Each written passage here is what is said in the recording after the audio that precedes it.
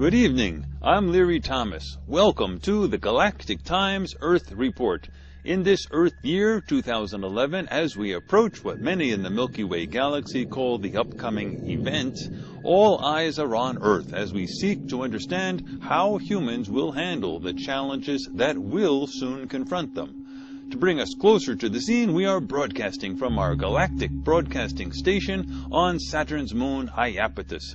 Our focus in this new series of special reports is the rapidly developing human scientific field of remote viewing, the mental ability to perceive and describe places and events in the past, present, and future. Our interest in this is linked to the possibility that humans may be able to use their understanding of the remote viewing phenomenon to fundamentally affect how their species responds to the event.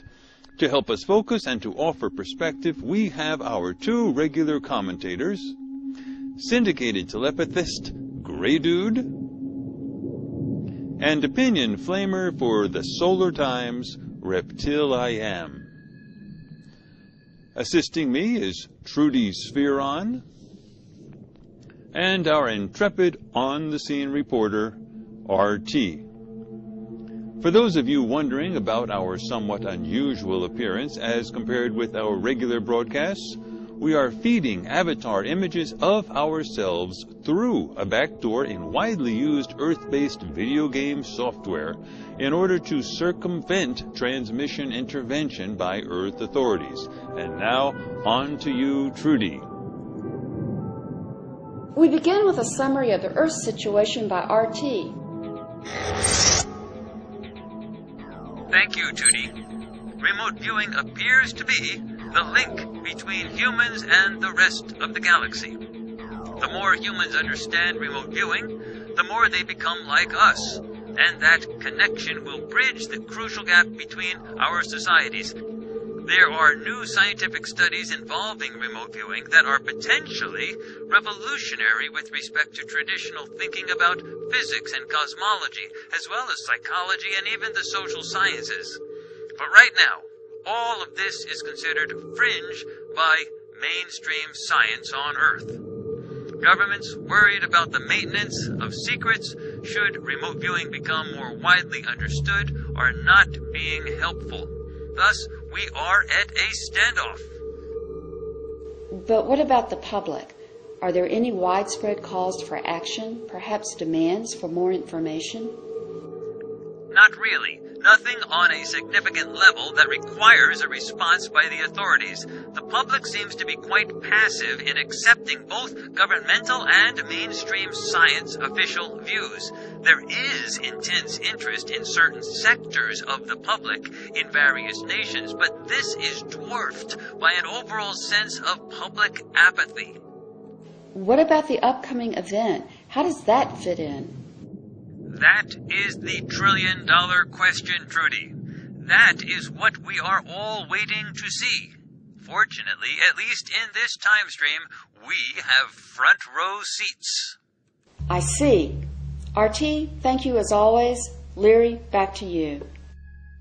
For commentary, we turn now to Grey Dude and Reptile I Am. Let's start with you, Grey Dude. What do you think is going on right now with humanity?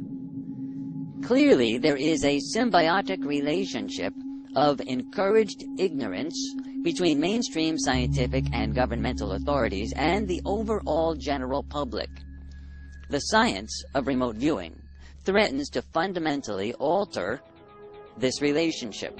Once the reality of remote viewing is widely understood, a cascade of events will inevitably transpire that will rapidly destroy a huge number of scientific and popular myths that humanity holds dear. These myths are now dangerous to humanity's survival, and they need to go. What about you, Reptile I Am? What is your take on all of this? In my view, something deeper is going on. This is a situation in which the weaknesses in the human genome are really apparent. Humanity just cannot handle this information, despite their obvious need due to the upcoming event. We clearly do not have 100 years to wait out this experiment in species survivability. Those with whom I have spoken seem to think that the time has come to save what we can of the human genome and simply call it a day. We need to see this experiment through to the finish. We cannot afford to throw out millennia of trial and error in adapting the human genome just because of the timing of the event. Too much is at stake. Remember, if humans can work this out, even at this late date, then this gives hope to virtually everyone in the galaxy. If they can do it, everyone can. We need to believe that this is possible. I have to say that this really is our point of departure. How much longer are we willing to wait? Within less than a few years, all this will be academic, and there is no evidence that humans are prepared to face the facts. We can use some of the results of the genome experiment now, while there still is time to save what we can. We gain nothing more by waiting until panic sets in and orderly control becomes impossible. At that point, we risk losing nearly everything. Many of my people say that the greater good is served by harvesting what we have now and maximizing the total level of information gained. We are not doing the humans a favor by letting them continue to struggle against impossible odds. Look, they need direct intervention, and the sooner the better. I cannot disagree more.